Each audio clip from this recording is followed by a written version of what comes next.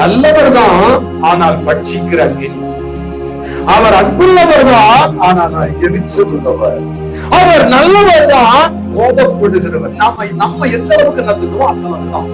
நம்ம பிள்ளைகள் சரியா நடக்கும் போது நம்ம கொடுத்துட்டே இருப்போம், சந்தோஷப்படுவோம். அதை பார்த்து நாமும் சந்தோஷப்படுவோம், பிள்ளைங்களும் சந்தோஷப்படுவாங்க.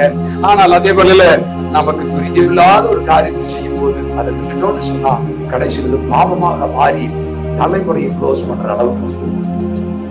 ஆகவேதான் தேவ ஜனம் நன்றாக புரிந்து கொண்டு அவர் என்னோடு இருக்கிறார், அல்லேலூயா, அவர் என்னோடு கூட பேசுகிறார், அல்லேலூயா, அவர் என்னை நடத்துகிறார், எனக்கு ஆலோசனை சொல்லுகிறார், அவர் என்னை கண்டிக்கிறார், அவர் என்னை ஆசீர்வதிக்கிறார், அல்லேலூயா, எல்லாமே அவர்தான் அவர்தான் அவர்தான் சொல்லி